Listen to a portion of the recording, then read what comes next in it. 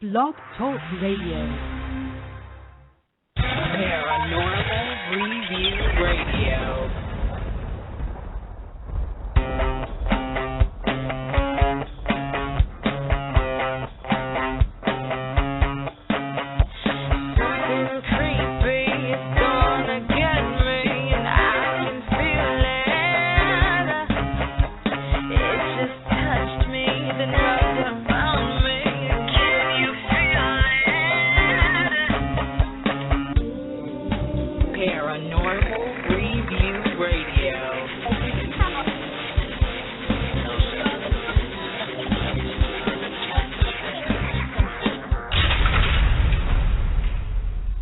Well, hello everyone. Welcome to another night at Paranormal Review Radio with me, Anthony Agati.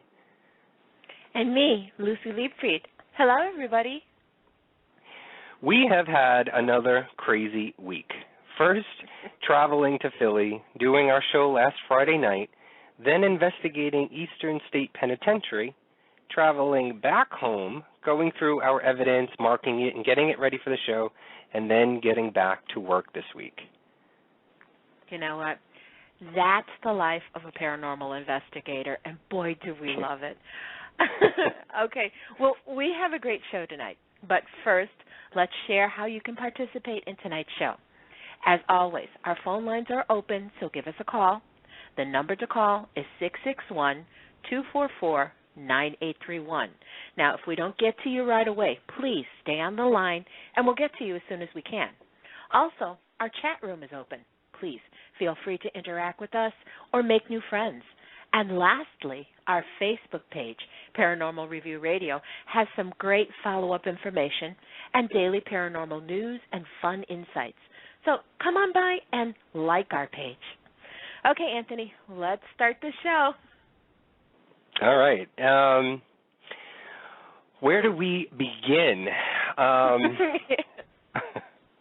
Well, we can start off by just briefly talking about how we were at Eastern State Penitentiary 2 years ago. Actually, 2 years ago today, is it, Lucy? No, we were there on... Was it June 6th, I think? I think it was June 6th, something around that area. Well, anyway, we were at Eastern State about 2 years ago, and that's where Lucy and I met each other. We were there for what, Lucy? We were there for a Darkness Radio event to investigate Eastern State Penitentiary with the Ghost Adventures crew. And that was actually my first event or first paranormal investigation with the Ghost Adventure guys. And it was a 4 or 5 hour event. And that's where I actually won an auction and was able to investigate after hours with the Ghost Adventure guys, with Mark and Debbie Constantino, with Aaron Sagers, and a few other folks that were there. And I had the time of my life. It was an amazing place. I got to meet Lucy and a couple other people there, and ever since then we've become friends, and we started a group. That group sort of fell through, but we still remain friends, and therefore we've sort of ventured onto the radio field. So that's where we got our roots from. Right, Lucy? Yeah. It actually was my first investigation ever, and I will admit I was scared. I had no clue what was going to happen. I had no clue that this was going to open up the you world were of such paranormal. A rookie. I had no clue whatsoever. But you know what? Eastern State turned out to be such a special place because I did meet you there, and I met so many great people. I mean, like, I got to meet John Zaffis. It was the first time I ever met Jeff Belanger. It was just amazing. And going to this place for my first investigation, honestly, was such a treat. But you know what? Everything, like you said, I was such a rookie. I had no clue. I didn't know what to expect. So going back there this time was very special, especially since I got to go with you. And because I think maybe now I think I know a little bit more And I think I knew what I was looking for.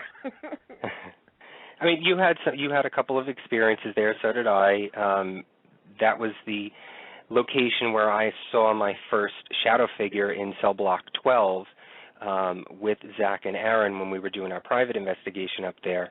So it was amazing for me, and that was sort of one of the pushes that I strive for, that Luci and I strive for, to go back there again this time.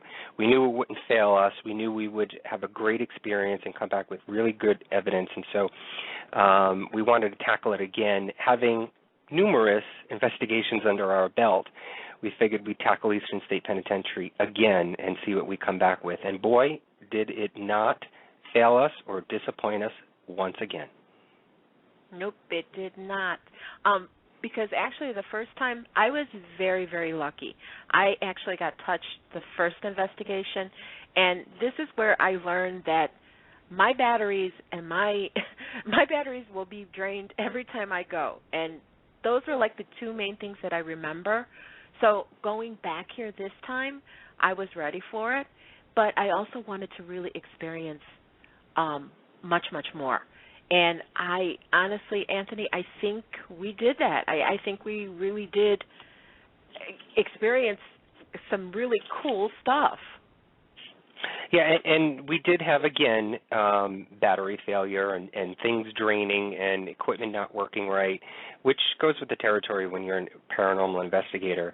But I think this one sort of, it's a natural. It sort of happens all the time. And I've heard other investigators say the same thing. They always have things draining from there. So one bit of advice to folks who are going to be going to Eastern State Penitentiary, just bring extra batteries. Make sure that you've got everything charged up and you've got a bag full of batteries, because I guarantee you will go through them. But before we go into our investigation and going through our evidence review, Luci and I just wanted to sort of touch on the history and the background of Eastern State Penitentiary for those folks who are not familiar with the place. It was a prison. It was a penitentiary that opened up in 1829, and it actually closed in 1971. And the reason why, and I think this is where it was coined, penitentiary, was to, I guess, guide the prisoners into penance or into remorse for their sins. It wasn't meant to punish or torture in the very beginning. It was not meant to do that, this establishment, this location. And so when you walk out to, and I get the chills now just describing it, when we walk out to Fairmount Avenue, Luci, just seeing that enormous wall, I think it's 3 or 4 blocks long, and I think it's about 30 feet high, just seeing this enormous structure surrounding, and it's, what's funny, Luci, and you can talk a little bit more about this, it's right in the middle of residential houses. I mean, there's houses right across the street, right? Because we stayed pretty close to the prison, but actually to get there, it was only 4 blocks away, but you really couldn't see it. And then when we started walking, all of a sudden we turned the corner onto Fairmont, and boom, there it is. And it's this big, massive gray structure. First thing you're going to see is just gray. It's big, and it's stone, and it's kind of weird seeing this big. Looks like a huge castle, right? A little medieval castle. Yes, and it's right across the street from homes. You know, it's right across the street from an apartment building, and there's traffic going back and forth. And right in the middle of all of this is this big monster building. And just the thought, and you see people walking back and forth like they're just going about their daily business. But when you actually stop to think about it, what is actually inside and what's still there, and people just walking by like nothing, nothing's going on, like I can't hear it and I don't know. All I know is that the minute that I saw it, I could just feel it, and it was like, I can't wait to get in there.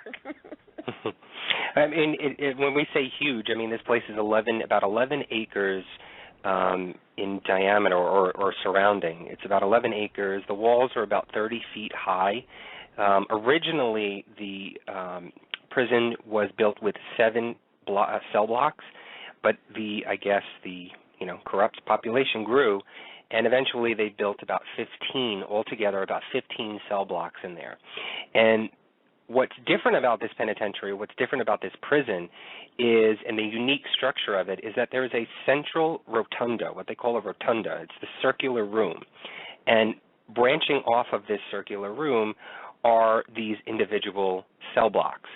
And the reason why it was built that way was so that the center guards, or anybody, the warden or whoever it was on duty, would be able to stand in the center of this rotunda and just spinning around, still in place, spinning around, and was able to look and view down each and every cell block to check up on the prisoners and the inmates.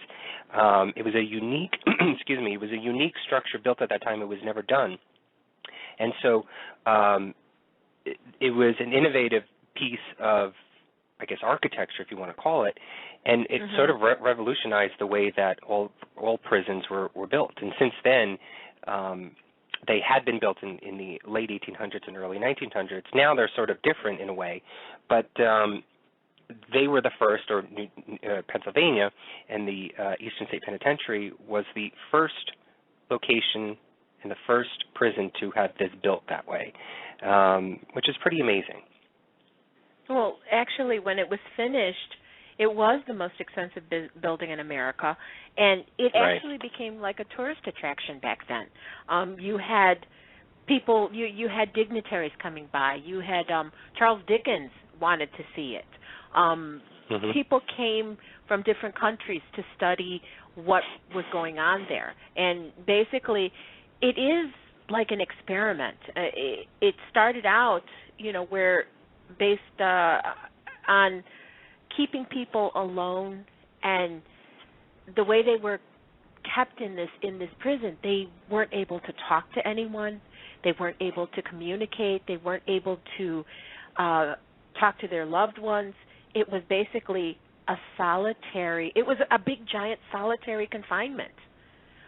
Right, and the reason why it was solitary is sort of every prisoner or inmate that was walked into this place and put behind cell blocks or cell bars, they were not able to see or communicate with any other inmate in the place. As soon as you walked in, or if you were a prisoner, and as soon as you walked into this place, immediately you had a hood put over your head, and they walked you down. You were not able to see any other person, either any other guard at that moment or any other prisoner, and you were walked into your prison, doors closed, and that would be the end of it. They would feed you in there. They would let you out every now and then for, maybe a couple of minutes or so. I may have that wrong, but it was very little interaction between other inmates at that time. And this is only in the very beginning. It sort of gradually evolved into a, I guess what they would call a bad era, where they would torture, completely torture, almost to the point where they would kill these inmates.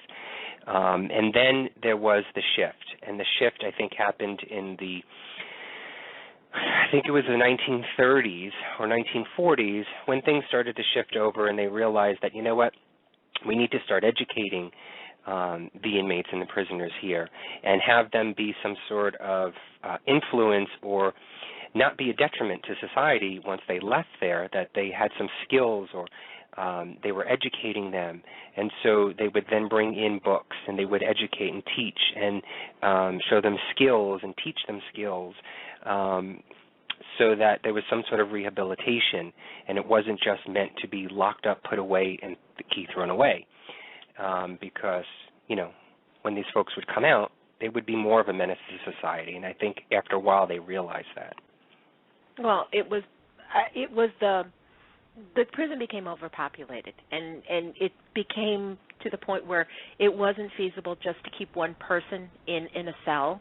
So basically, what they did is they had to change the system. Eventually the rooms went from the cells. I don't want to say rooms. The cells, instead of becoming a single person, they were now with two people in there. And, of course, from the beginning, there were women in there. There were a lot of the poor people, the indigent. When you look at I found in some of the research, I found a list of a list of people that were in there and the offenses that they had. And in the beginning, some of these offenses are when you think about the way that they kept them and how harsh this was, some of the offenses were simply like burglary, horse stealing. There was highway robbery, forgery, passing a counterfeit note. So you had like some really, really bad guys in there, but you also had people that their crimes weren't that bad. So when you think about it, this was pretty much a nightmare. I mean, to go inside there, to be sentenced to this place, had to be absolutely frightening from the beginning. The first prisoner that was stuck in there was only 18 years old. And the only thing that he did, his name was Charles Williams, and he was a thief. That was it. And they took him into this big giant prison. One of the funny things that I caught, and we've known this before, but one of the funny things that folks are not aware of Eastern State Penitentiary, that not only these indigent and these sort of lower class prisoners, thieves and burglars and such. Eastern State Penitentiary did house Al Capone, William Sutton, who was a bank robber in the 1940s, very famous. But what was funny was, and this is sort of in the earlier days of Eastern State Penitentiary, was they actually incarcerated a dog. Pep the dog was incarcerated because he had killed, or the dog had killed, I believe it was the warden's cat. And the warden was just not having it, and they imprisoned the dog, and Pep the dog became very infamous there. And I want you guys actually to remember this story about Pep the dog, because when we come into evidence review, it's going to come in handy, and I'll just leave it at that. I'll give you that little teaser. And so, I mentioned earlier that it did close down in 1971, and ever since then it's become a historic landmark, and now it's basically it's a semi-beautiful museum. There is a tour, which Luci and I did, and it takes you to a few of the cell blocks, a few of the areas. You get to go out into the open field, I guess what they would call the recess field area, where inmates would go during lunchtime or just for exercise. And it's a guided tour, basically, with headphones, and you walk around and learn about the history, learn about the cells, learn about the people. There was one cell block area where we actually learned about how they masturbated, which was pretty funny. I don't know why they went into. I don't know why they went into such detail with that, but it was a pretty fun exhibit. Well, think about it. This is a solitary confinement prison. I mean, what else are they going to do? Well, I mean, do we have to know about that? I mean, that's an obvious thing. Of course they did it. What else did they do?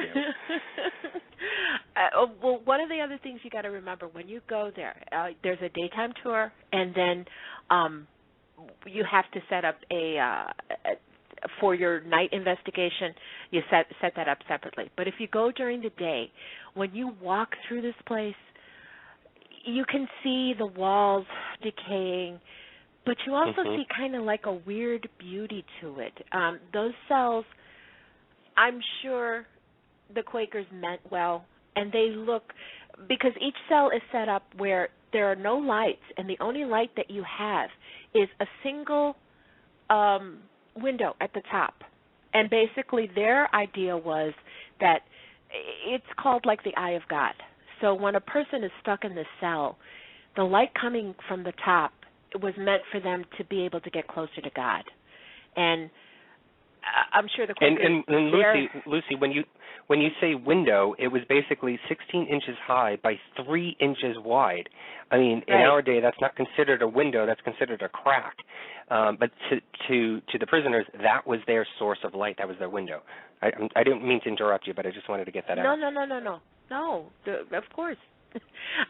But it is this building, when you're walking around it, you just have to keep in mind what actually happened here, because it is, like Anthony said, it's a museum. Philadelphia has some wonderful, wonderful artists, and Eastern State has invited a lot of them to do installations, to do art exhibits in a few of the cells. So we got to see on the audio tour some of these exhibits, and of course one of them was had to do with sexuality. There's one where they actually use film clips from that have been filmed in Eastern State from different movies. There's actually a beautiful stained glass window in one of the cells, and it's so weird to see this beautiful, beautiful window in the middle of a wet paint peeling room. It's just unbelievable. Walking around the outside, you see the cell blocks. You're walking in the yard. You see the walls. And it's all fine and dandy because you're a tourist and you get to look at this. But just imagine what it was like to be in there and knowing full well that you're not going to see the other side of that wall for a long, long time. It is very, very, I want to say, I can just imagine the knot in the pit of my stomach if I knew that big old giant gate was going to shut and I'm not leaving. So we did the daytime tour, as we mentioned, and we always like to do that, to go into a location during the day to sort of assess, get a feeling, check areas, talk to people, figure out, maybe where some hot spots are, or maybe catch more information that you may not be able to get off the internet or in any of the books by talking to some of the guides or talking to, sort of fellow tourists there that are walking, and some of the information that's actually there at the exhibits in each of the cells. You'd be able to get more information. And so when we went on the daytime tour, my overall general feeling was that there were a couple of areas in there after walking through it all and leaving that struck me. And I think the same areas, Luci, if I'm correct, struck you as well, and they were death row and cell block number 2. I know you kept getting a sense or a feeling within cell block 2. I remember you saying to me when we left there that cell block 2 is the place that we have to go to, must go back there, and that was actually the first cell block that we went to investigate when we were doing it at night. But why don't you briefly describe what your feelings were in that area? Well, the minute I walked into the prison, we went into the rotunda, and I just had to go there. There was something that was pulling me into cell block 2, and we were trying to follow the audio tour, but I kept wanting to go there. I use my senses when I investigate, and during the daytime, I could just feel someone in there, and it was like I had to go in there. I had to sit. I had to try to communicate, but the pull to cell block 2 for me, and in my research, what I found is cell block 2 is actually the cell block where a lot of the women were kept. And some of these women, some of the things that they suffered while they were in there, this was a little bit farther on, I want to say maybe the 30s, when the guards there's a period there where Eastern State, one of the wardens was not exactly on the level, and there was a lot of drug use that went on in there. There was a lot of, I want to say, just bad things going on. Well, one of the women actually she was assaulted by a guard and became pregnant in Eastern State. She actually gave birth to a baby, but the poor baby died. And the story just struck me when I read it.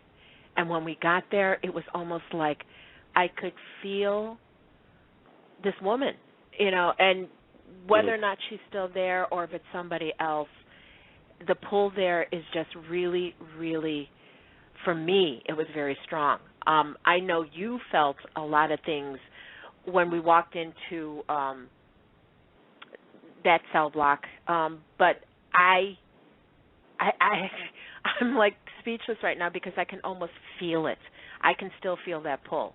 And I guarantee you, when I go back there, I'm going straight to that cell. I'm straight to that cell block. It's just, it's amazing. Well, the cell block that really struck me was death row, and as soon as I walked in there, it was an overwhelming sense of sadness. I mean, naturally, that's what you would think to feel walking into death row. I mean, just the name alone signifies sadness and sorrow. But as soon as I walked into that place, I felt enclosed. I felt sort of like, a blanket being thrown over me, and just an overwhelming sense of sadness and sorrow and hurt. And I was uncomfortable, not to the point where I was afraid to go into death row, into that location, but it wasn't sitting with me very well, and I remember that very vividly. And before I say this next thing, I just want to say thank you to Rosie, who is the administrator there at Eastern State Penitentiary, who was so great, so hospitable. She actually called us the night before and was excited for us to be there. And she was not going to be there that night, but she just wanted to make sure that we were okay and everything was good. And she was telling us how she has listened to our show before, and she loved our Haunted Dolls episode. And so she was great, and the guides that were there that helped us throughout our investigation that night were super great. But what you are not supposed to do during the daytime tour is investigate. And Lucy and I decided, well, you know what? Why not? Let's try it. And so we did a little impromptu EVP session over at the guards tower, and that was one of the places and locations or the areas of the prison that we never got to go to 2 years ago, and so we wanted to make sure that we did some sort of investigation over there. And so we sat at the stairs that was leading to the guard tower, and we did a little impromptu EVP session. It was pretty funny seeing other people walking by, and so we'd stop and be a little, concede and conceal our EVP, our audio or digital recorders, and then wait till they passed, and then continued on with our EVP session. So we did that there. I don't think we found anything, though, during the day. It was kind of hard and difficult, too. You've got other people walking around, so there's contamination there. But, there's so much noise going on. Yeah. And we were out on that big field. Again, like what I was saying before, it's their exercise area and their exercise field. And I remember you getting overwhelmed at that point because, and I think it was, again, I say this naturally because if spirits are in that place, that's where they would congregate, in this open field area, in their exercise playground area. And so naturally the sense would be that there would be an overwhelming amount of people, guys, girls, women, in the place. And so you had that, I remember you were sitting down at the bench on the side and having that overwhelming sense of just a lot of people out there, right? Yes. One thing, when you go into this place, please be aware of your feelings. I truly believe that there is so much that is still there. Now, during the day, of course, the atmosphere is really, really different. It is like going to a museum. But when we sat in that corner and when we pulled out our audio recorders, and of course, please don't ever tell me no, don't do anything, because I'm going to do it. That was one of the things. I pulled out the audio recorder when you said let's do an EVP session. It was almost like, it was kind of weird because they have guides during the day set up in certain spots, and one of the things that really, really struck me was trying to talk to these spirits. You still had someone watching, and that was the one thing that kept going through my head. It was like, okay, there's someone over there watching. There's always somebody watching. It's almost like I could feel the sense of these poor people had absolutely no freedoms whatsoever. So even a simple thing as going out into an exercise yard still meant that there is someone watching you, and that's the feeling that I got during the day. even though the guides are there and they're not really watching you, you get this feeling like, oh, my God, I'm being watched. I'm being watched. And I don't know if I was picking up on the residual or what these spirits are feeling, but the feeling in that exercise yard, and there weren't that many people in the yard when we were there, but I still felt like there was people around me. I felt like I was being watched, and I felt like I couldn't do anything. So even hiding the audio recorder was I kind of got a sense of what it would be like to be there. You know, of course, there's no way that I can ever know, but there's certain spots, and this happened in one of them, where both you, Anthony, and both I would say, you know, we could feel it. It's almost like that chill that goes down your back. And in this place, there's a lot of spaces where the hair on my head would just start to tingle. I mean, I could feel my scalp. I could tell when someone was near me, and in this exercise yard, I definitely felt it. I really did. All right, so let's get into our investigation. We arrived at Eastern State Penitentiary at about 8:40 p.m. The time to investigate was 9 p.m. sharp, so we made sure that we were there early. And as soon as the 9 o'clock hour comes around, that's when the clock starts ticking. And we had about 4.5, I think, or 5 hours, I think, in total. And so you want to make sure that you make the best of it and make sure that you get in there quickly, get your equipment done and set up, and, you know, you're on your way. And immediately, as soon as we got there, the gates opened at about 8:55-ish or around that time. We walked into the rotunda. We set up our equipment. They gave us a table, some chairs, and we were able to set up I have a couple of cases full of equipment. I was able to open it up, set up my camera, and then we were off to cell block 2. And that was our first location that we went to, walked down it. Again, that was the area during the day that we sort of felt a connection to, and Luci more than I did, in that area, and so we decided to investigate that place first. My favorite area was cell block 12. I've always loved that area.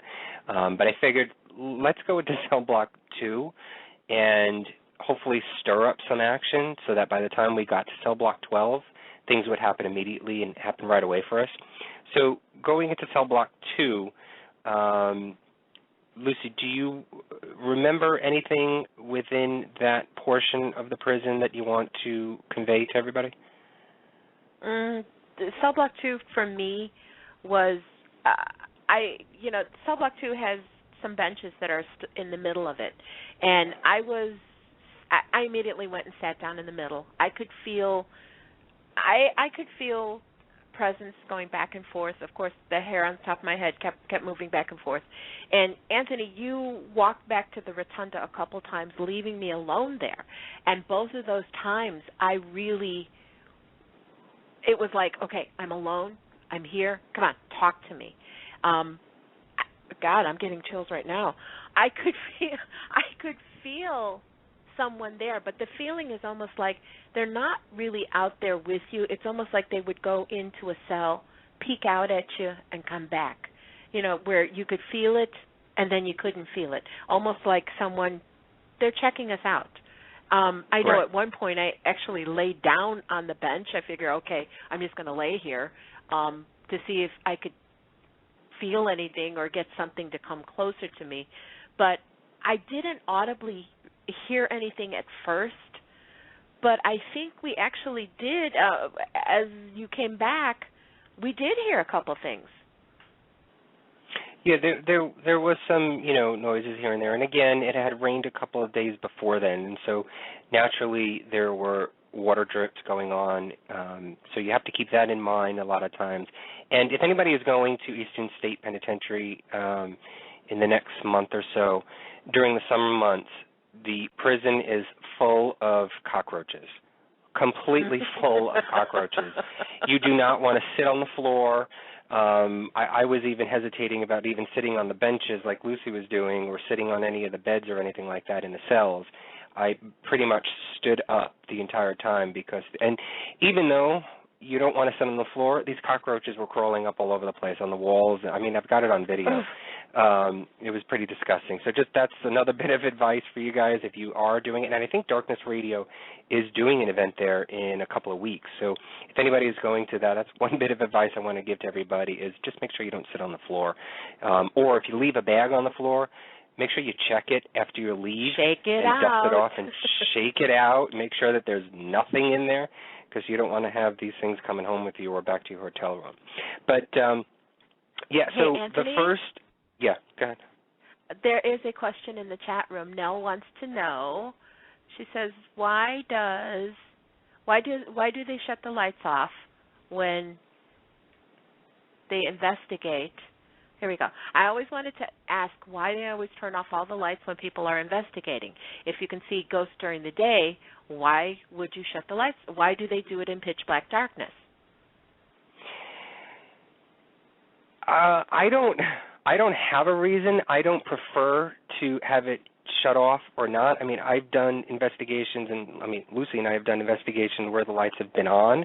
We've been in hotel rooms where we've had the lights on. We've been in, actually, the first time when we were at Eastern State Penitentiary, I was down in the hole with the Ghost Adventure guys, and the lights were on completely.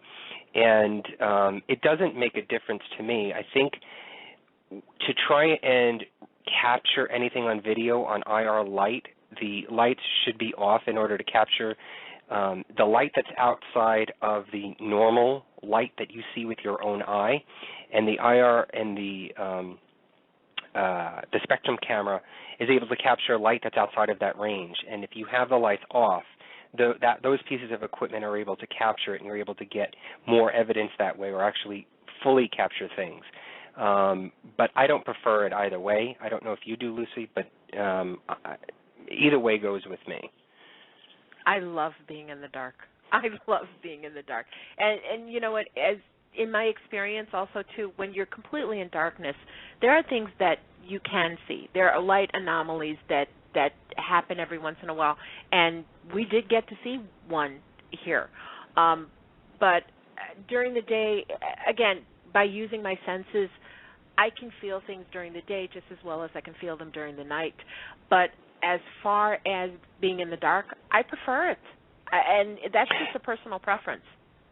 You can also, when you're able to heighten your hearing sense when visually there's nothing around you.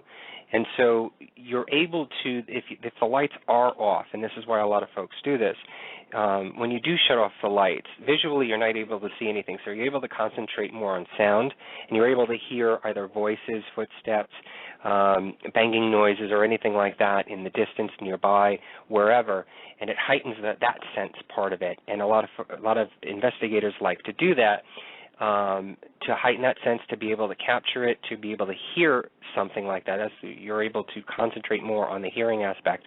But then again, like I was saying before, the video aspect of it, you're able to capture more of the IR light and the spectrum light with the equipment when the lights are out.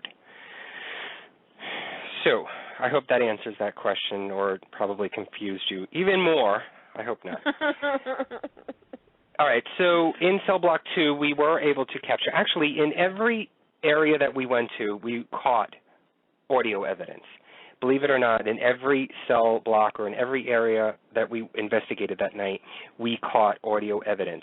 And just to give you an idea of the areas that we went to, we were in cell block 2, we were in death row, we were in the hole, we were in cell block 12, we went to cell block 4, and we were in cell block number 10. So those are the areas that we investigated that night. And in each of these areas, I have either at least one or multiple audio pieces of evidence. So, again, this was a great location. This was a great investigation, and I'm excited to share what we've caught with you. So going back to cell block number 2, I actually have 2 pieces of audio evidence from here. And the first one I'm going to play is an EVP where you hear the spirit saying hello. And a lot of times, and I found, Luci, which is very odd and very weird, and I never mentioned this to you, in Eastern State Penitentiary, we weren't talking a lot. You and I weren't talking either out loud or asking questions a lot. it was more sort of quiet and trying to listen to the place and trying to hear what it had to say and trying to capture that way, which I kind of liked. We've never done that before. We've always gone into places and it was just, boom, boom, boom, boom, constant questions, leaving time in between for answers, but it was always something verbally being done. But I found that Eastern State Penitentiary, we rarely did that, which was pretty good, and I think that's maybe why we were able to capture some of these pieces of audio evidence. So in cell block 2, I was able to capture a spirit saying hello, and this is around the time when I was walking. And again, we were quiet. We weren't saying anything. And just walking up and down the cell block, checking out each of the cells, checking out the area up above, the catwalk that's up above for the other cells. And so you're going to hear this. It's about 10, how long is this? Let me just see here. It's about 14 seconds long, this clip. And in after 10 seconds, you're going to hear the voice say hello, and it's pretty much after I walk for a little bit and then stop. I'm going to play it a couple of times, but turn up your volume on your computers or on your phone. Try and hear it. If you're not able to hear it, I guarantee you if you just go back, later on tonight or tomorrow and check the archive, you can listen to it again. But here we go. Just turn up your volume, and in 10 seconds, after you hear me walking and then stop for a second or two, you're going to hear the voice say hello.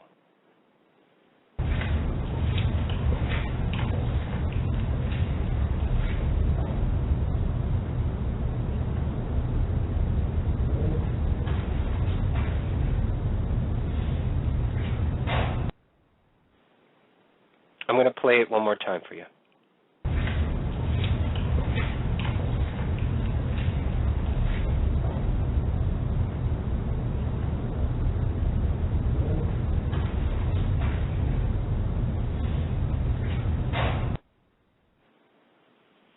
I think that one's pretty clear. I think you can hear it. I hope you can hear it. But again, we weren't able to hear that with our own ears. This was only found, and that's why it's called an EVP. We were only able to find this on a recorder. Otherwise, we would have noted that, and we would have, mentioned it on this recording. Did you want to add anything to that, Lucy? No. I was just amazed after I heard it because I didn't hear it. When we were walking around, I did not hear it.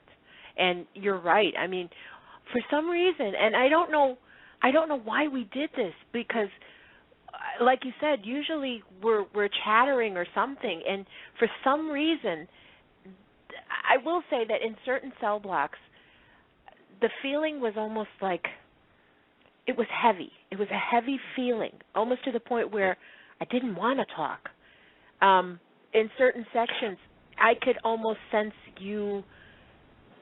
I was getting a sense from you of almost like an anger or almost like it was very weird because I know I was picking up on your feelings in addition to everything that was going around. Yeah, and I had that feeling up in cell block 12, which we'll get to in a minute, where I was overwhelmed with anger, mad, and I kept walking up and down the catwalk right outside where the cell blocks are, right outside the cells in cell block 12. But I think what did it for me, and maybe Lucy, you never realized this too, but it sort of came to me after the fact. When we had Rick Schuster on last Friday, and it was after when you were reading the tarot cards, that he talked about how we can connect with the other side, or what we can do with the spirits when in a location like that. And one of the things that he said was to make sure you stand your ground and say out loud that you're aware. You want to be aware of whatever is there.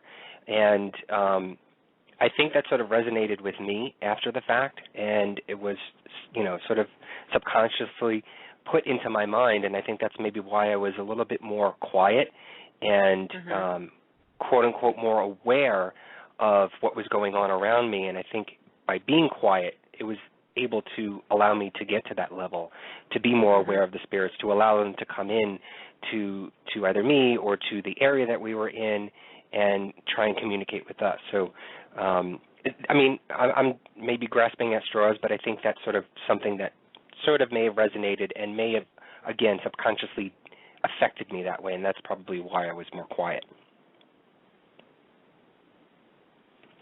Okay, so staying within cell block 12 where we were, Cell block I have 2. another clip here. What were you saying, Lucy? It's cell block 2. What did I say? Cell block 12? You said 12. Sorry. You're still I in told 12. you I'm connected to cell block 12. All right, getting back to cell block 2, I have a clip here that is about 17 seconds long, and this is kind of weird. I have tons of equipment, and all this equipment was stationed in the rotunda, which is in the central part of the prison. And each of these cell blocks are, I don't know, maybe 500 feet in length, maybe even longer, I'm guessing. But they're pretty far away from the rotunda. And in the rotunda is basically where the guides that were there were two people that were stationed there for the night to sort of, I guess, keep an eye on us, watch us, and if we had any questions or to guide us anywhere, they would let us know. But they pretty much stayed in the rotunda area and let us off into all the cells, into the cell blocks. And so this clip, that's 17 seconds long, about 8 seconds into it, and it's right after Lucy says, "You can come closer, I can feel you," there's some sort of weird beeping noise. Now, I have equipment on me. I have an EMF detector. I have my natural IR video camera. I'm trying to think. My digital recorder. I had my PX device on me, and none of those are of this sound. And you can tell when you hear this audio clip, you can tell that the sound, this beeping noise, is a little bit farther away. But it's not so much far away that it's in the rotunda, that it could have been the equipment that I had in my cases. And I think the guides would have said something to me after we went back and said, something was going off. It's just weird. It wasn't any of the equipment around us, and there's nothing in these cells. There's no equipment. There's no electronic equipment in there. There's nothing but old furniture, if anything. There's no right. There's old ratted equipment. shoes and there's rusted beds and frame beds and old wooden dressers and stuff. I mean, there's nothing in this, and so I'm only going to play this, and I'm not saying this is paranormal, but I'm only going to play it because it was just weird and odd that we heard this, and we physically heard it at the moment, that this sound was made. It's not paranormal in nature. I don't think it is, but where it's coming from, I have no clue. I just have no answer for this at all, and so because I don't have an answer, I'm going to stick it in as evidence because I cannot further determine what it is. Now, if you guys listen to it and hear it, and you can determine what it is, and instinctively know, let me know. Let us know. So this clip here is, again, from Cell Block 2, and it's a weird beeping noise. It's about 17 seconds long, and 8 seconds into this, right after you hear Lucy, "You can come closer, I can feel you," right at that time, right as soon as she finishes that sentence, you're going to hear this beeping noise. So let me play this.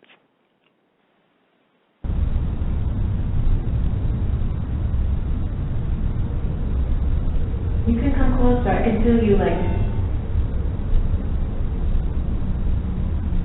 I don't know what that noise was.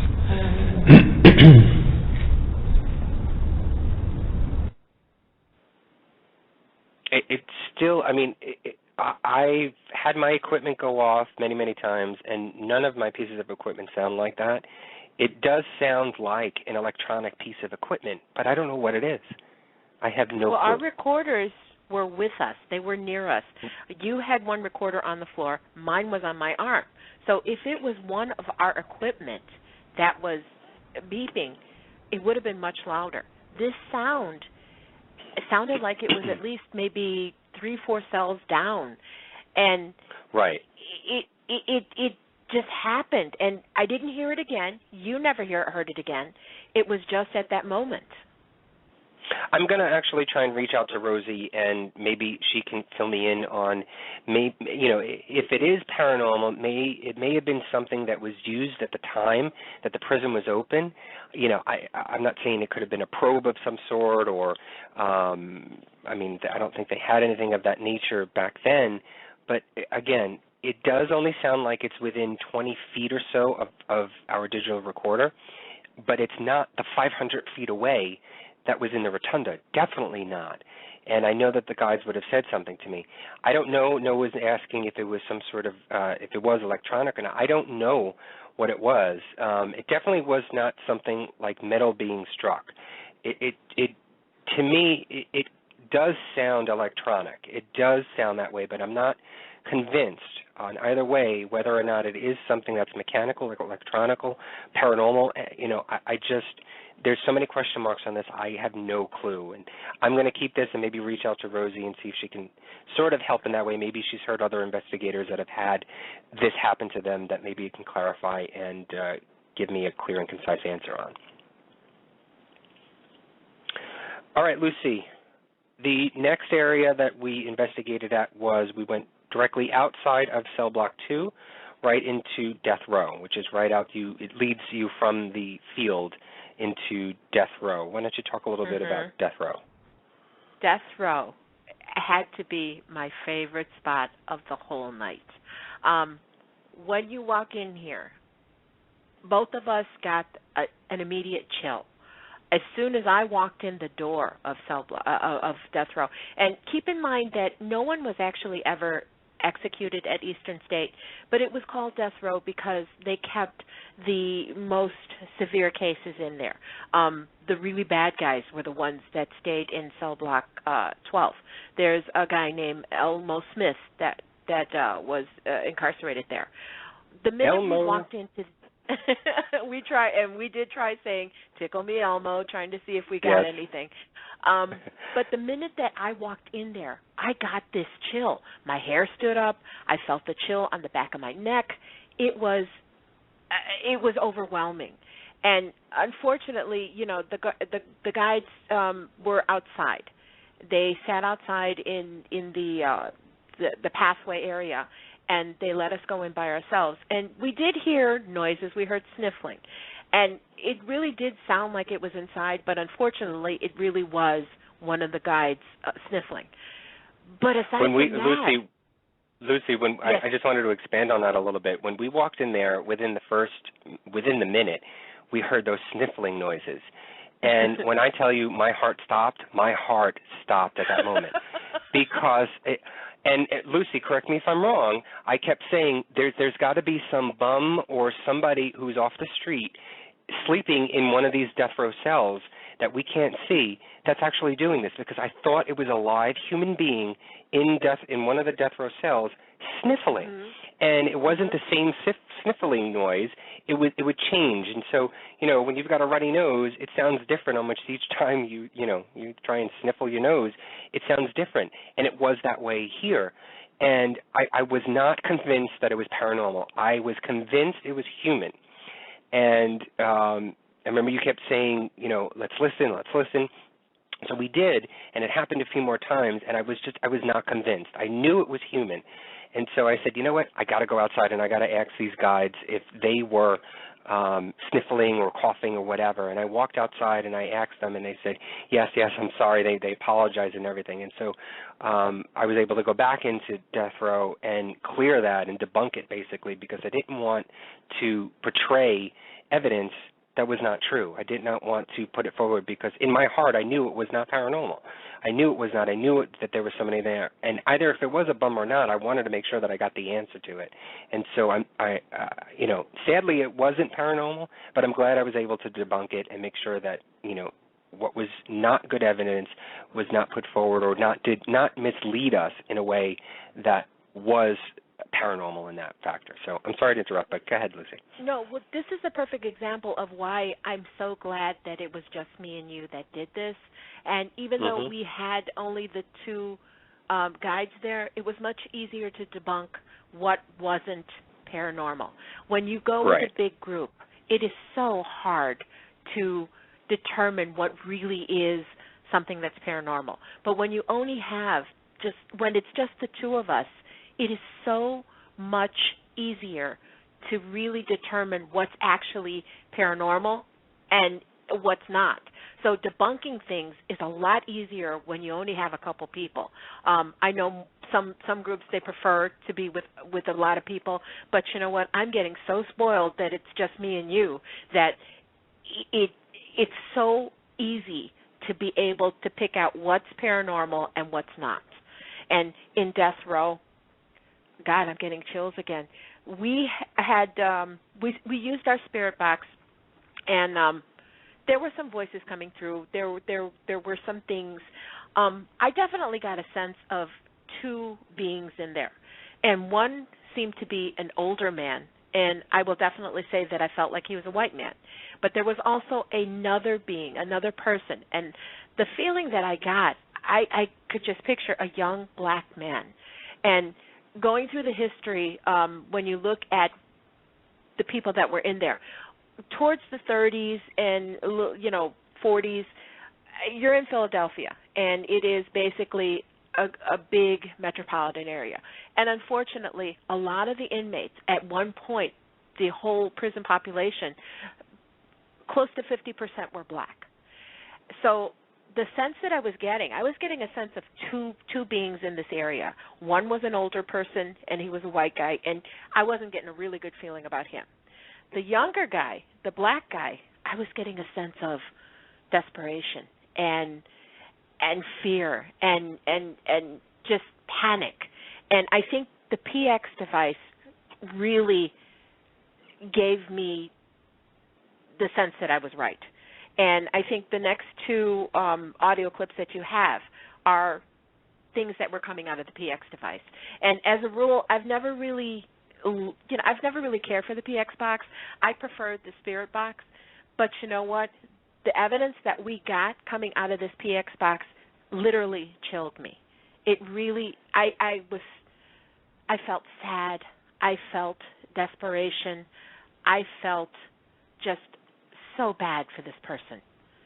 So, well, for I don't those know, of you Anthony, who don't, were you picking up on that? Yeah, I mean, before we get into that, though, for those of you who don't know what a PX device is,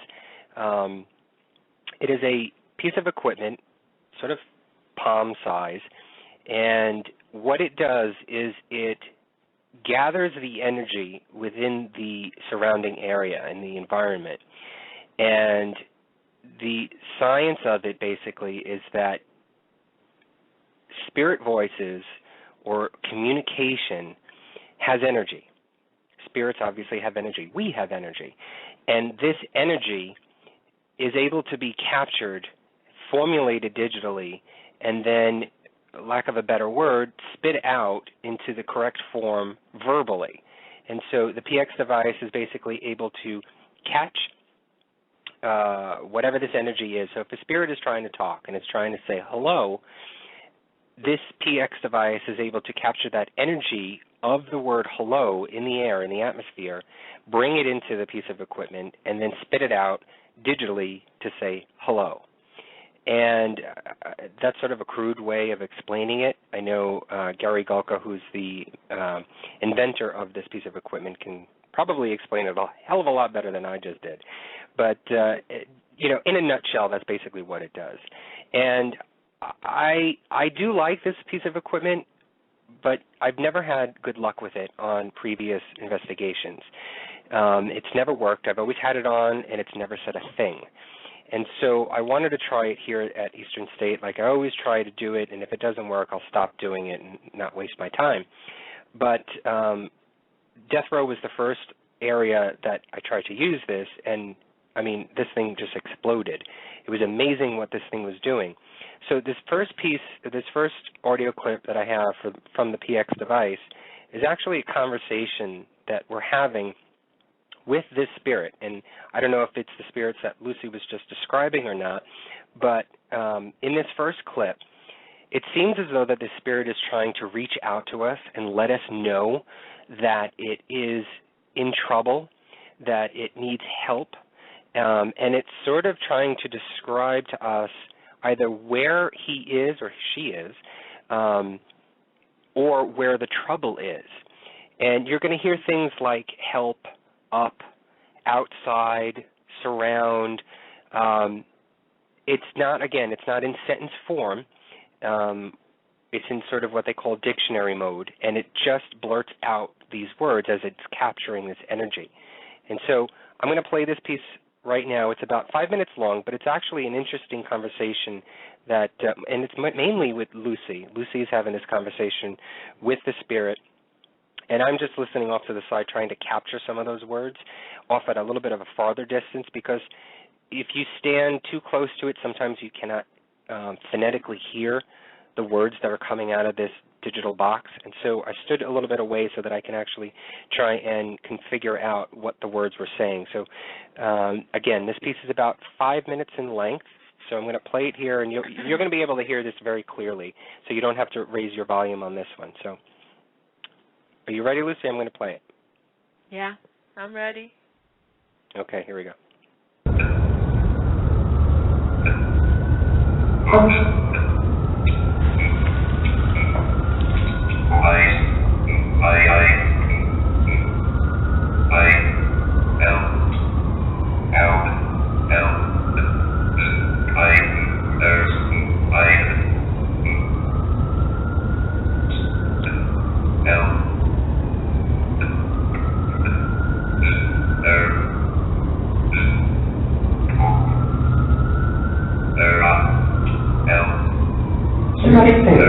Help, they're up there.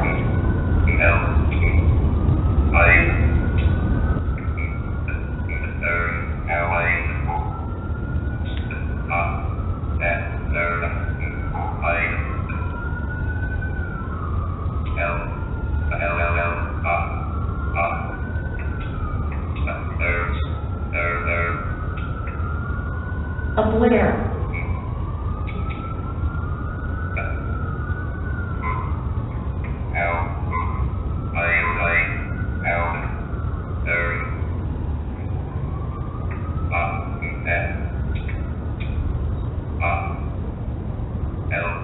On the wall?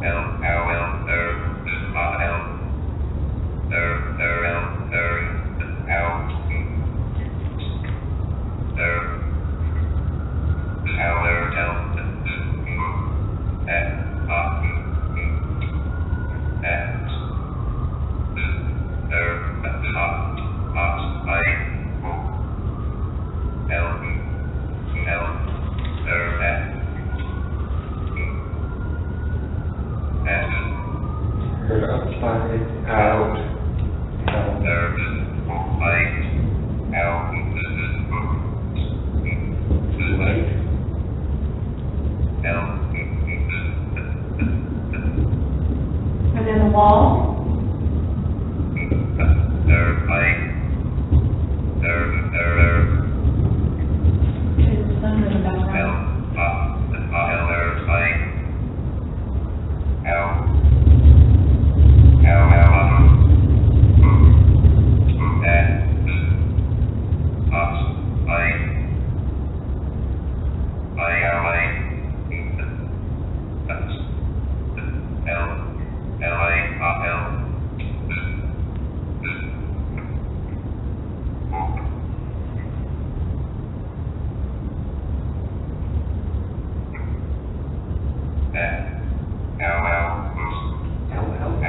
Me. How can I help you? What do you want from me?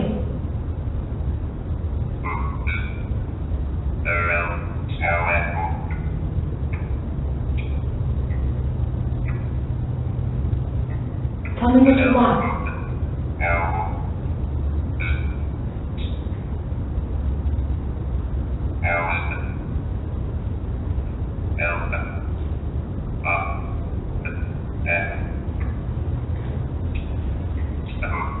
Do you want to move on?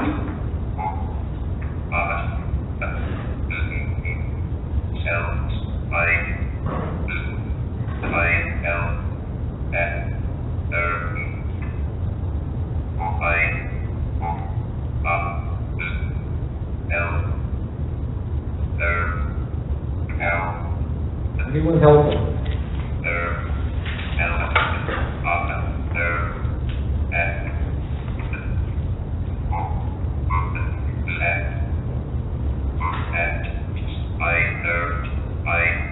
You hurt. I know you hurt.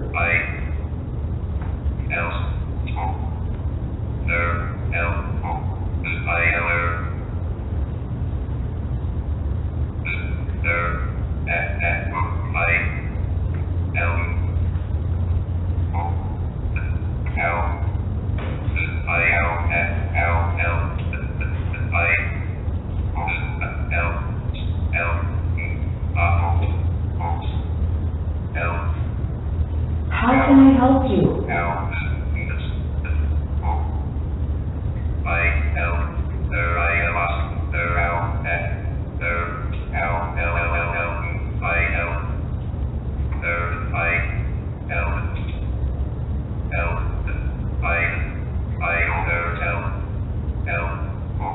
I heard help. I heard help.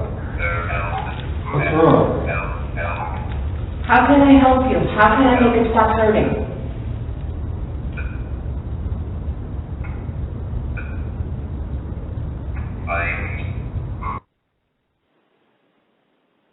God, that just gets to me. Just listening to it now, I had such a sense of, I felt so bad because here's this voice asking for help, and he kept saying, they're up there, they're up there.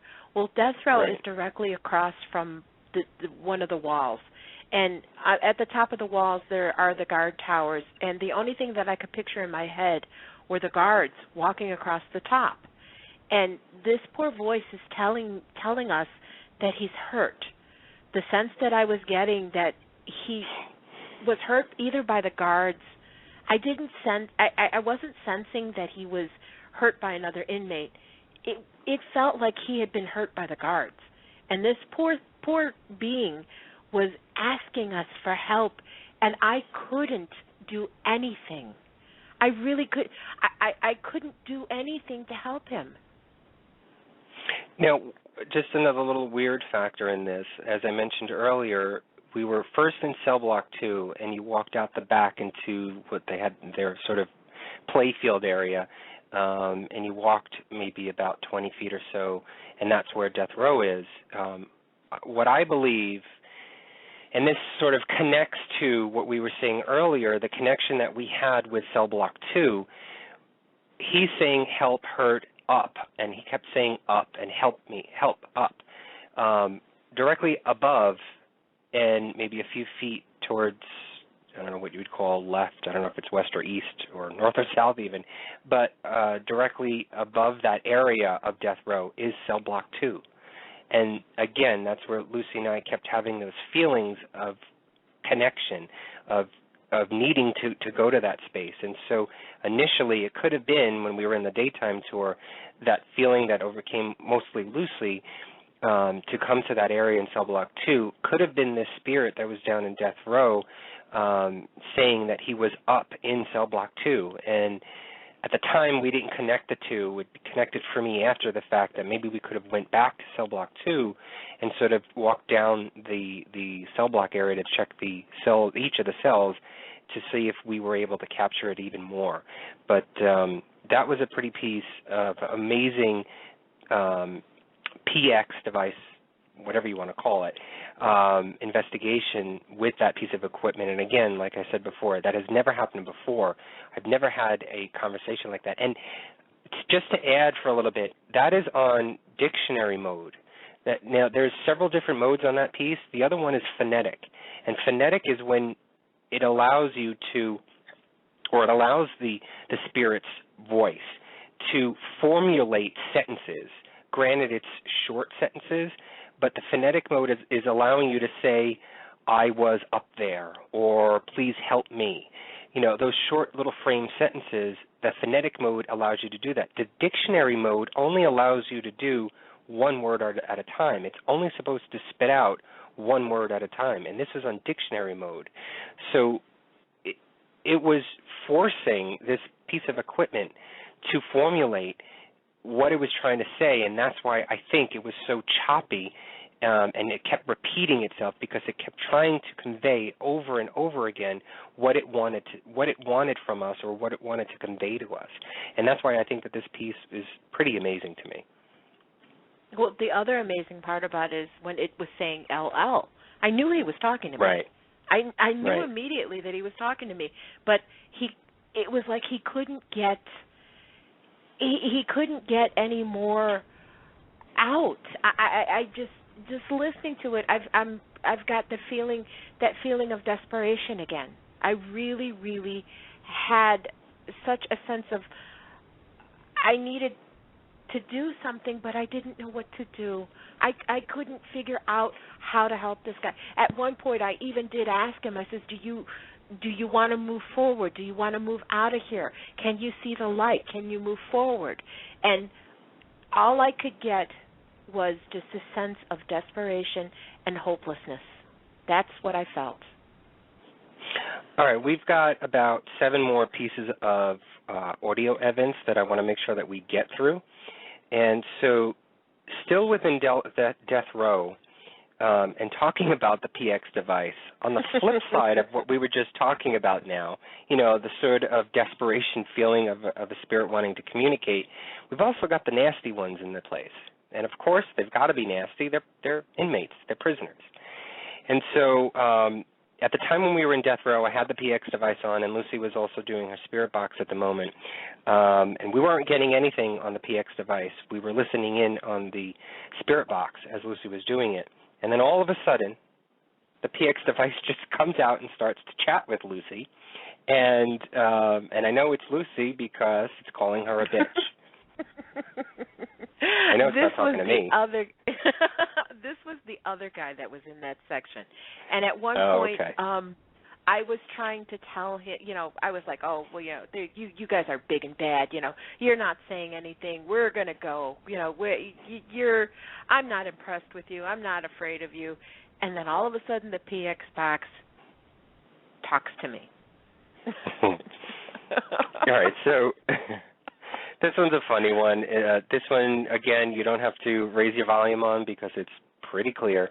And as the spirit is communicating with Luci and calling her names, I think Luci returns the fight a little bit on this one. So this one's pretty funny. It's about 20 seconds long. So here we go. Did you call me? Thank you.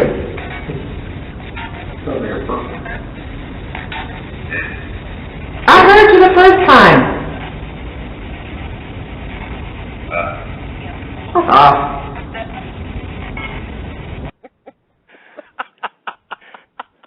I want to play that one more time because I like this spirit.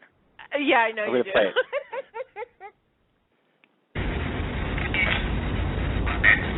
Did you call me? Thank you.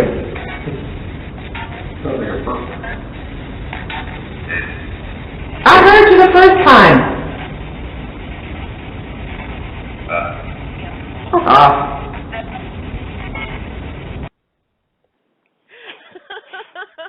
I love when Luci gets nasty back with the spirits.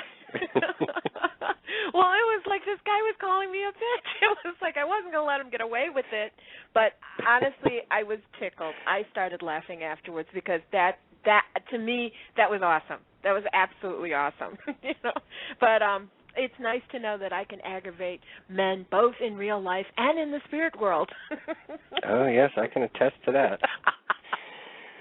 All right, moving on. So after death row, we moved on to what they call the hole.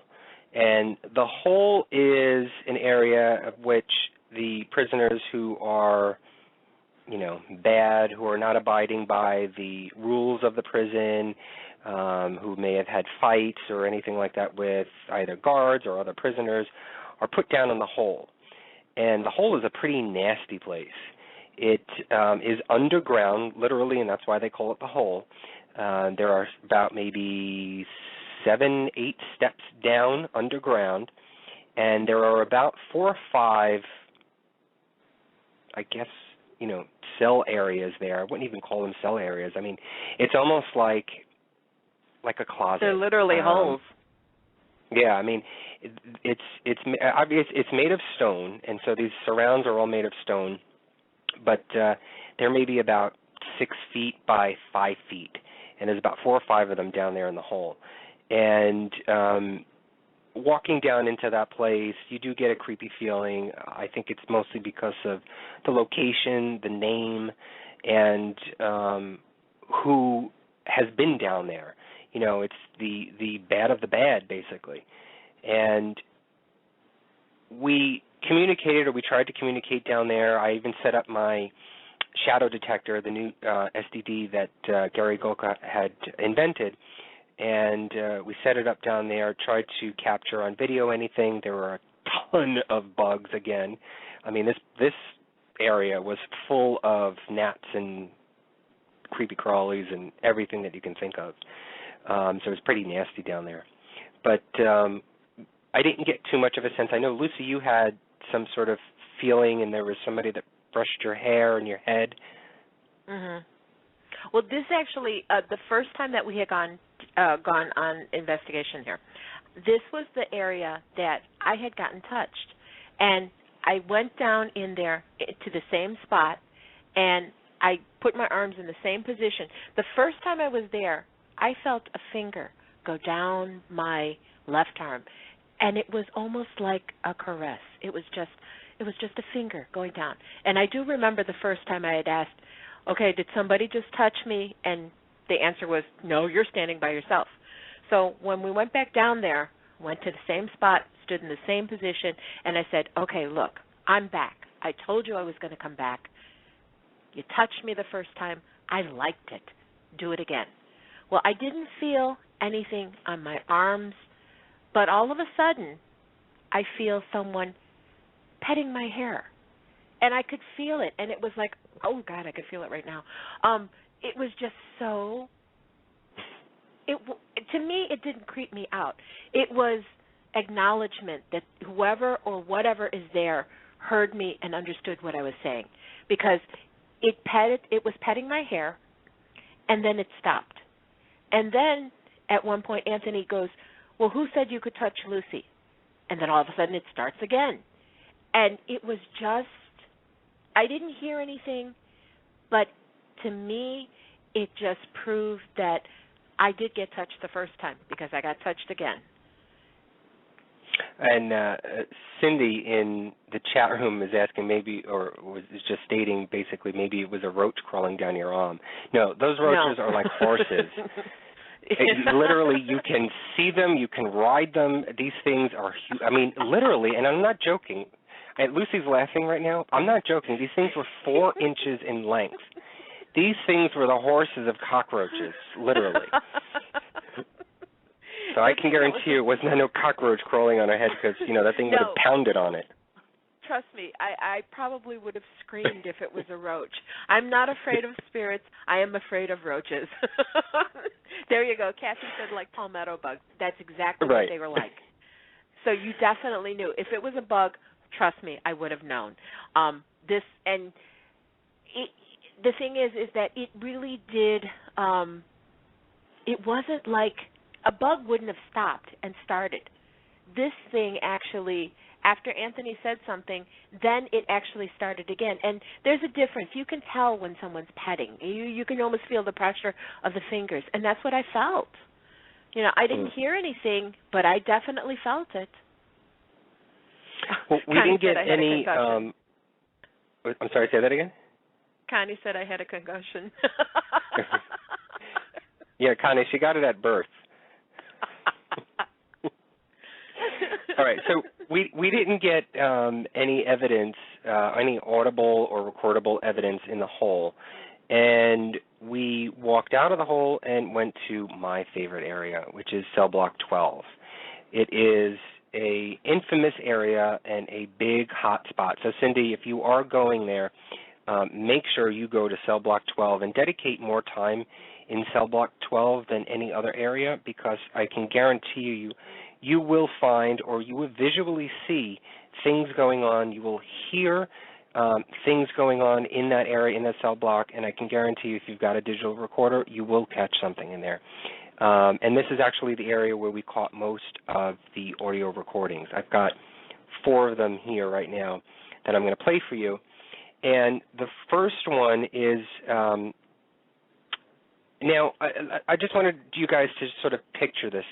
It is a cell block. If you go in and Google Eastern State Penitentiary, you'll be able to see, and if you even type in cell block 12, you can visually see what that will look like. There's the catwalk on either side, and then there's the drop below, basically. And the cell doors are made of iron. They are heavy as can be. You physically need force to move them. It's not that if it was a windy day that these cell doors can move, or anything in the cell block can move. If you've got a hurricane in there, I guarantee you, it will not move these cell doors. And they're made for the reason to make sure that they keep the prisoners in, or they keep prisoners out of the cell.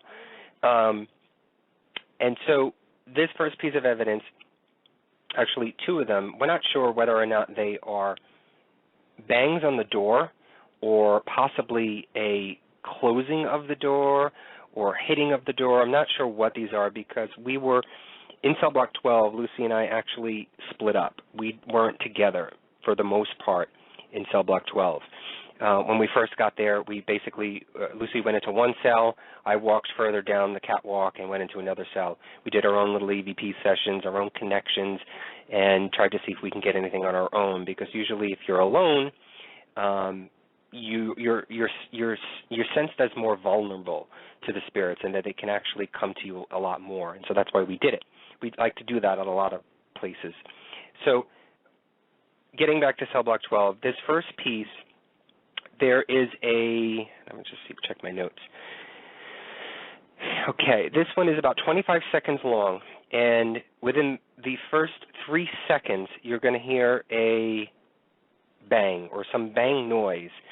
And just to give you a visual, I was in the cell. I was in one of the cells where you're going to hear the recorder. I'm in the cell, and Luci is on the catwalk outside of the cell, and she's filming me, taking pictures. I'm filming out. We're trying to capture if there was anything in the cell or out on the catwalk. So this is 25 seconds long. Within the first 3 seconds, you're going to hear a bang, and this is just our conversation of trying to figure out what it is. Throw something. Okay, no, that's not from them. I heard that too. Where was it coming from? Sounds like it was from you. No, it was outside.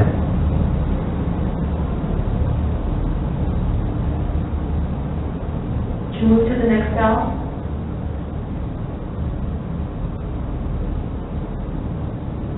Come on. All right, it was in the first 3 seconds. I'm not going to play it again. You guys can hear it on archive again, because I want to get through a lot of the audio evidence that we have, and we only have about 37 minutes left of the show. The second piece that I have here, again, is another bang noise, but this one you're going to hear it. Let me just check my notes again. This one you're going to hear it. I can't remember how long into... I didn't make a note of that, sorry. But it's a bang noise, and this one sounds like a cell door hitting, or it could be a rock being thrown. Again, as Luci and I were describing, the place is in ruins. The walls have crumbled down basically in the cells and outside of the cells in the catwalk area, and there's a lot of debris on the floor. So either it was a piece of cement or rock or stone, excuse me, being thrown, or this could be the one of the cell doors either hitting back into the wall itself. So this one's about 21 seconds long. Okay, who did that?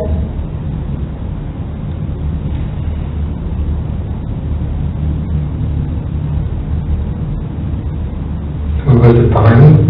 No, it's down at the end.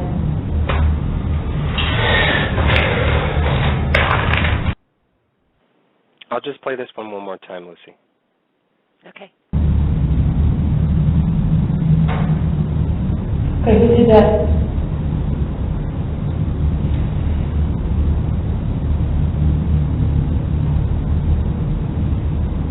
Who was it behind me? No, it's down at the end.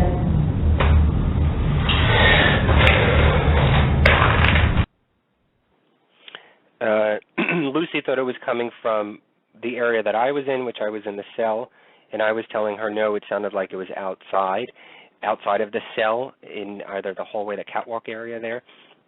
So again, we're not sure whether or not it was a rock being thrown or one of the iron doors slamming. Did you want to add anything, Lucy? Basically, cell block 12, if you remember from the paranormal shows, this is the area where you see the black shadow figure going up and down the catwalk. And right. Anthony, on your private investigation the first time, this is where you saw the shadow figure all the way down at the end. And when we did split up, that's part of the reason why I did go all the way down to the end. I wanted to sit by myself in that area. And there is a shower room that is down at the end of the hall. And other investigators have said that there's been negative feelings in there and that there's been activity. Well, that's one of the reasons why when I chose to go someplace, I went all the way down to the end, and I actually sat in that shower by myself trying to get something, but I didn't get anything. And this was the area that at one point Anthony was walking up and down the catwalk, and you could literally feel the anger that was coming out of you just got angry. I mean, I could just see it by the way you were walking, and I could feel it. It was very odd, and we posted pictures up on our Facebook page, and you'll see them. They're the black and white IR cameras that Lucy took of me, right? Did you post those, Lucy? Yes, they're there. Okay. So if you guys want to check it out, you can go to our Facebook page, Paranormal Review Radio, and check out the pictures that we posted, because I was in one of the cells, and I'm not saying I was possessed or oppressed or anything like that of any spirit, but I got an oversensing feeling of anger, and I was mad and angry, but I can control it. It wasn't taking over me. And I walked out of the cell onto the catwalk, and I just kept walking up and down and around like I was a guard watching the inmates. And at one point, Lucy had given me a fake skeleton key to use as a prop to pretend as though I was a guard, monitoring the cells there. And at one point, when I turned around, I could feel, and I got the chills again, and I've said this on so many shows already, that I can tell when and I can sense when spirits are around me or within the area that I'm at, that I get a tingling feeling down my spine and across my shoulder blades, almost like a crucifix, a cross. And that happened at that moment. And as soon as that happened, I told Lucy to start snapping pictures of me, because I wanted to see if there was anything around me, if there was anything that we can capture. And if you check out the pictures, they're very weird and odd pictures that were taken, because at one point, one of the pictures, there's all these white ziggly lines over my face. Then on I think two other pictures, there is this white mist over on the in the picture. It's on the right shoulder. If you look at the picture, it's on the left side, but it's on my right shoulder in the picture. There's this white misty thing. It's not an orb, because it's not a round shape or anything like that, but it's this misty thing, and it's in two of the pictures, and it's in different shapes. So it's I think it's bigger in one and it's smaller in the other. So that was pretty cool to actually be able to capture that. And so that was a feeling that I got in cell block 12. But the third piece of evidence that I want to share with everybody from this area, from cell block 12, is what I think is a man yelling in the background. It's not noise or anything like that from the outside. You cannot hear people from the streets at all. It was not the other guards, because they were not in the area of where we were at. We were all the way down on the other end, the end area of cell block 12.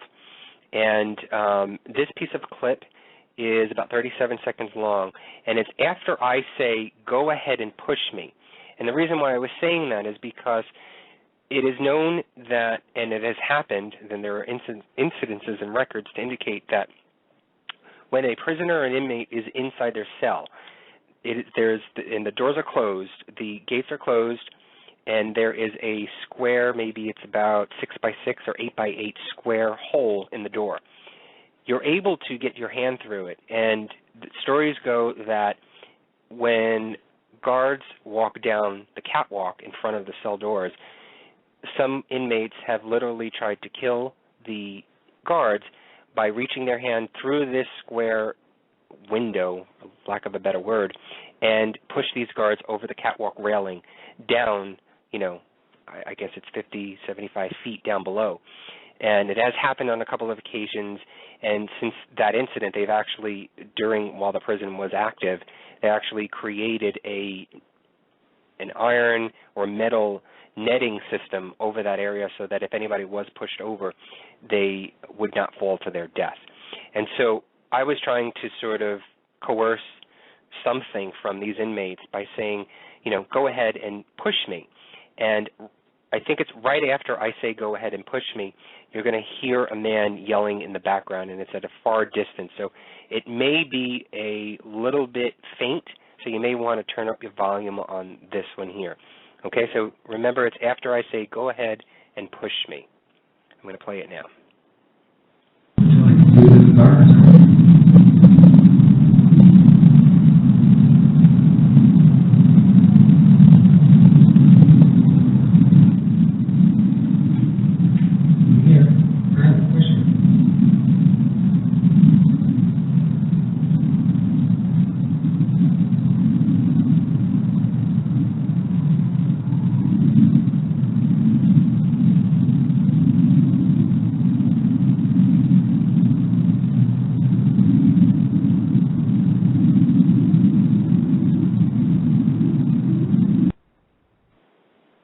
I don't know if you guys were able to hear it, but it was a long, drawn-out yelling in the background. I guarantee you, if you go back on the archive to listen to the show again, you'll be able to hear it. Sometimes it just doesn't convert over to Blog Talk audio clips. So what I'm going to try and do is actually post it on our Facebook page. I can clean it up better or actually put it into a program better and put it onto a video so that you would be able to hear it. There's one thing that I want to mention, Anthony, while you were doing that and while you were walking back and forth, at one point I did mention that I was standing over the railing at the very end, and we're on the second tier, and on the bottom tier I could see shadows downstairs moving back and forth. So I don't know if the yelling could possibly have been from down there, but I did hear, I did hear the yell. But when I'm standing up there, I could see shadows moving back and forth underneath us. Right. All right, so this fourth piece of audio clip that I got from Cell Block 12 is pretty amazing. I was alone, and this is, again, when Luci and I separated and we went into the cells by ourselves. I was asking questions as far as what made you get into this prison? What crime did you commit? What sin did you do to get here? And then I paused, and then after I asked, did you kill someone? Now, within the pause moment, you're going to hear a spirit say, yeah, or yeah. I think it may have sort of anticipated my next question, which was, did you kill somebody? And it's responding to that by saying, yeah. So this one is 32 seconds long, and you're going to hear me start to ask, what sin did you commit? What crime did you do? And then you're going to hear a pause, and then that's when you're going to hear this yeah sound, okay? What did you do to get in here? What crime did you commit? What sin did you do that put you in here?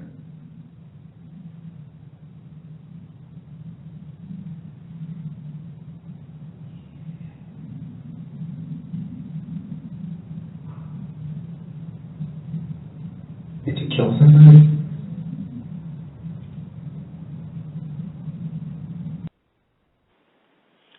Very faint. I'm going to turn up the volume a little bit and play this again.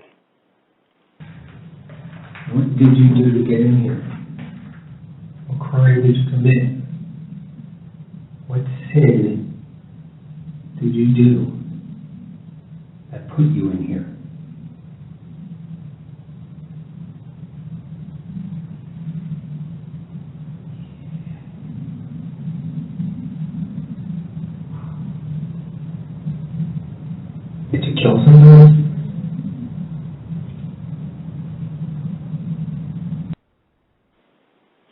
So I don't know if it had already known what I was going to say and was responding to that, because the yeah doesn't make sense to my first question was, what sin did you commit? What crime did you do? Or it could just be just a random blurb word that the spirit was saying. So I thought that was pretty amazing. I've caught a lot of those yeah and hellos a lot on investigation, so this one doesn't surprise me at all, at one bit. Luci, did you want to add anything else before we moved on to the next cell block? No. This was your area. You were the one that was getting most of the feelings here. I was just like trying to absorb everything that was in there, and it just, I'm telling you, the feeling in this section is just so heavy. Very heavy. Yeah. All right, so after spending a good amount of time at cell block 12, we moved on to cell block 4. And remember in the beginning of the show when I said to you guys, and I mentioned to you about the story about Pep the dog that was incarcerated at Eastern State Penitentiary for killing the warden's cat? And I'm not joking. You guys can look that up. There is such a thing as Pep the dog that was arrested. He was sentenced to life. Cute little black Labrador. I think it was a Labrador. Anyway, we were in cell block 4, and again, I don't have my notes on this one, my apologies, but you're going to hear what I believe is a dog howling, and it's in the very first few seconds of this clip. We don't hear it at all. When there are outside noises in a location, either it be a car horn or anything, thunder, we make sure that we say it out loud and we present it at the time. So if a car horn is honking, both Luci and I pretty much like to say, that was a car horn, or I'm moving, or that's my feet, so that when we do these our reviews of the audio, we can mark it and make sure that we don't confuse it with anything that could be paranormal. But this particular piece of audio clip is a dog howling, and we did not say anything because we did not hear this at the time.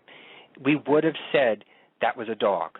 We would have said that's a dog in the background, it's howling or barking or whatever it was. This was not heard at the time that we were investigating, and that's why I'm including it on this list of possible paranormal audio evidence. And so this piece is about 2 minutes long, and the reason why it's 2 minutes long is because there's other conversations going on that I wanted to keep in here and let you guys listen to. So in the first part, you're going to hear the howling. And again, you're going to hear us continue talking and doing our investigation, but we never once mentioned that there was this dog noise of any sort. So take a listen to this.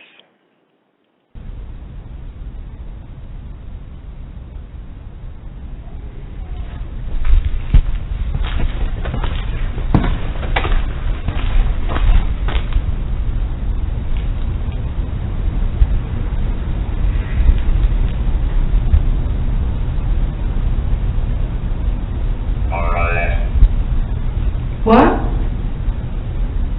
Satire. Supper. I don't have your supper. I'm not serving you. Shoot. Kill. Shoot him? Mask. Why? OSNO.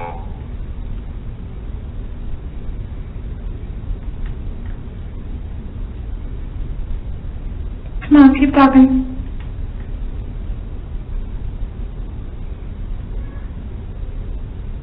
Did you want your supper? Story. Spring. You want me to tell you a story? You tell me a story. Projection. What? Assignment. Teacher. Teacher? You used to be a teacher, or do you need a teacher? Technique.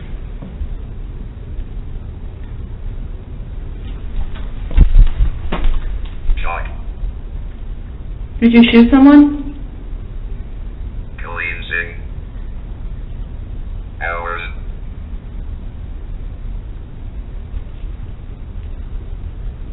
Okay, that's good. Keep telling me your story.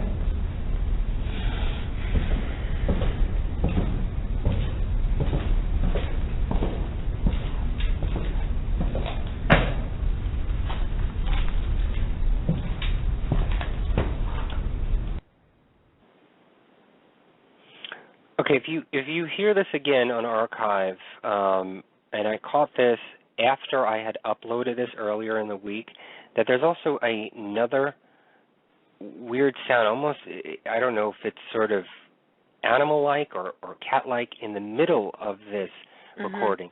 The dog howling or whatever it could be was in the very beginning, but then there was something else that was sort of very odd in the middle of it.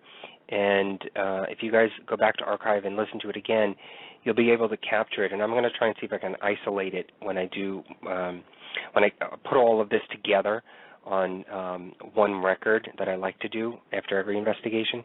And hopefully I'll be able to isolate it, and then again I'll post it up on Facebook.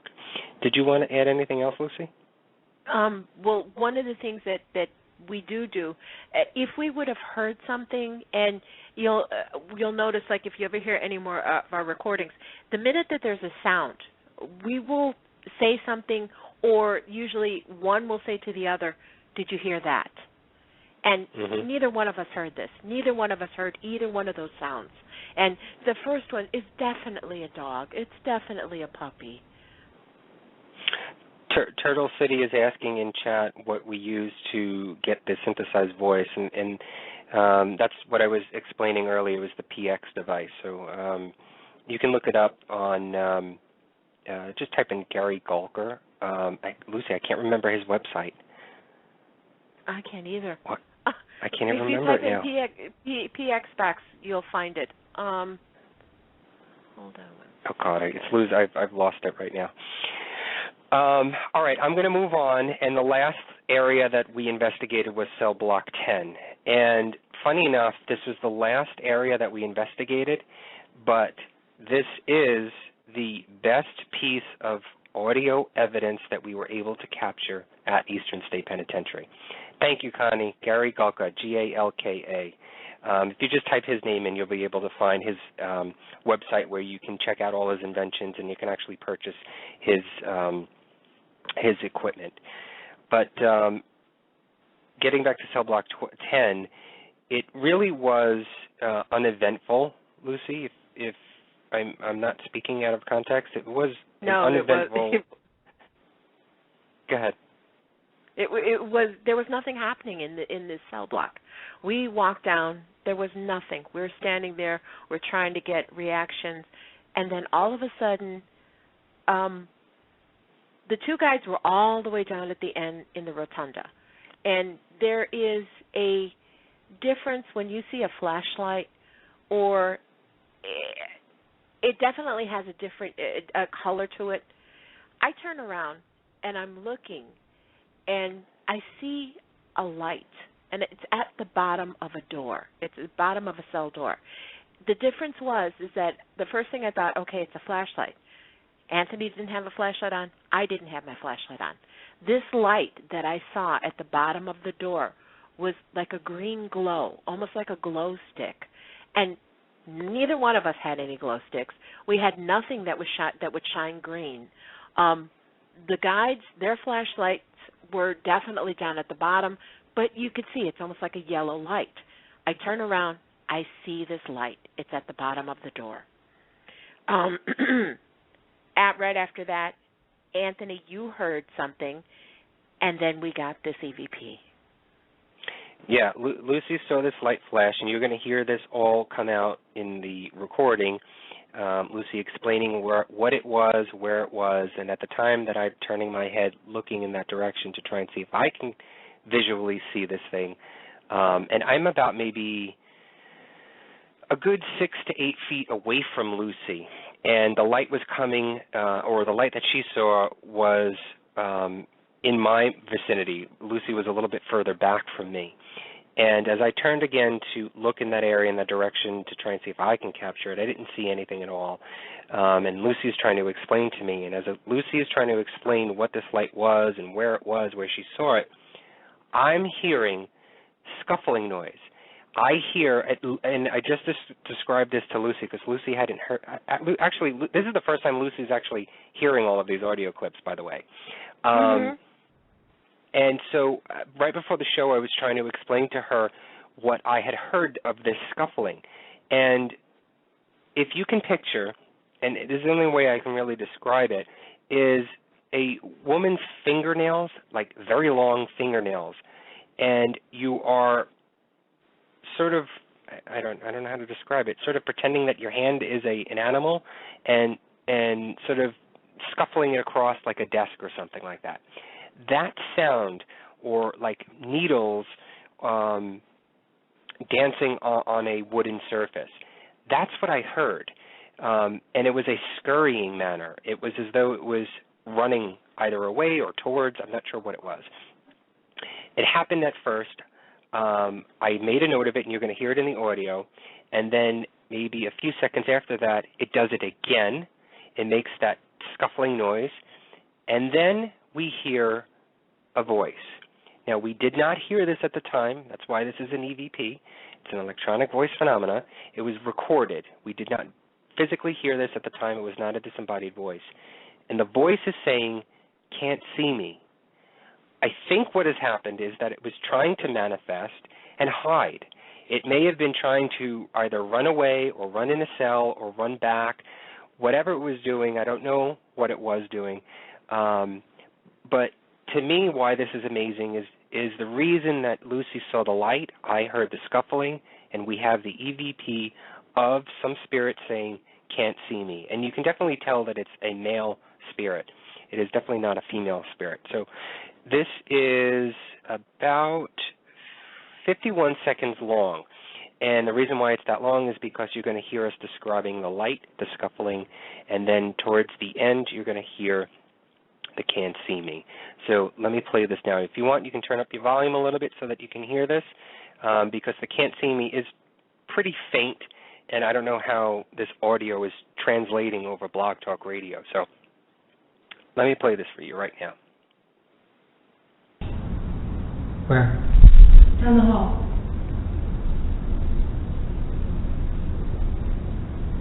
Facing towards the middle. And it wasn't them, it was closer.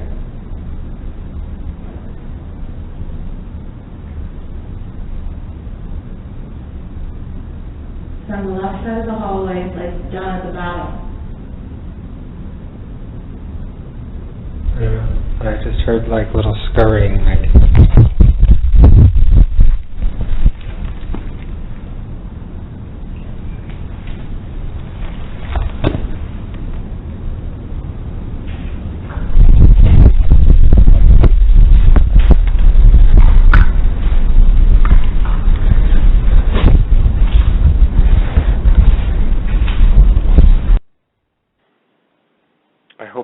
I hope everybody was able to hear that.